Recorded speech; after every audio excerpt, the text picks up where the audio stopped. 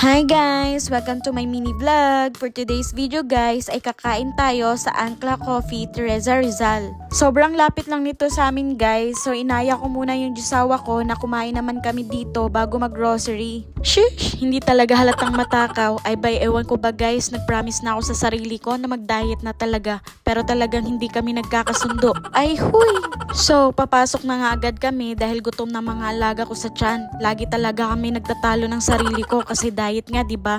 Pero bukas na lang ulit. Sa bagay, madaming bukas. Ay huy! Pangalawang beses pa lang namin kumain dito guys. Medyo pricey at konti lang yung mga pagkain nila sa menu. Pero masarap naman, perfect pang tambayan o chill vibes lang siya. So, kung kayo ay taga Rizal at balak nyo din tumambay dito, ito ang kanilang mga food menu. Kunti lang talaga at ang nagustuhan ko lang dito ay mahangin at masarap tumambay.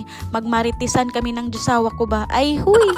Perfect din siya kung gusto mo mag-work gamit ang laptop, makipagkwentuhan sa friends, mag-date o kahit mag-isa ka lang dahil wala kang jowa. Ay huy! So, dahil tapos na ako umorder, sabi ko sa jusawa ko, sa taas kami kumain para mas feel namin yung hangin at lamig at syempre makita na rin yung sunset view at I love you. Ay shish! Corny mo te. Ang ganda dito lalo na pagpalubog na ang araw ay sobrang ganda. Ang sarap lang tumambay habang umiinom ng coffee at nagpapahangin.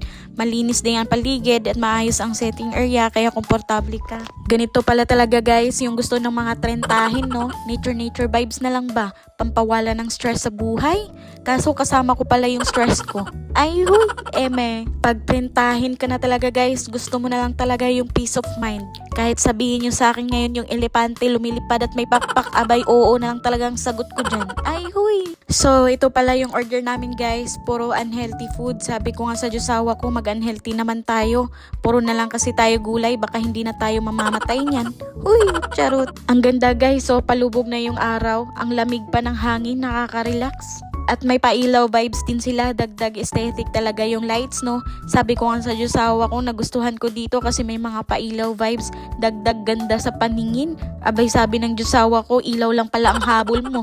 Sana nilagyan ko na lang ng madaming ilaw yung bahay natin. Ay, naku po. So, after nga namin kumain ay nag-grocery naman kami. Buti nga tong anak ko at napakabait, di umiiyak at sandalhin.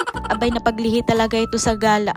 Manang-mana ka talaga sa pinagmanahan mo. Ay, huy! So, sabi ko nga sa jusawa ko, yung mga mahalaga lang bibilhin namin dahil kaka-grocery lang namin last week. At magtipid-tipid muna sa buhay at bakay sa kangkungan tayo pulutin ito. Abay, sabi nga ng jusawa ko, mas okay yun, may pang-ulam ka ng kangkong. Naku po! Abay, sabi ko nga dahan-dahan sa pagdampot at baka anak mo na yung maipunch mo dyan. Huy! So, pauwi na nga kami guys. Iba na talaga pagtrintahin. Sa pure gold na lang talaga nagdi-date. Oh, ikaw na nanonood, di ka makarelate, no? Wala ka kasing ka-date, sa lawahan ka kasi. Ay, huy! Charot!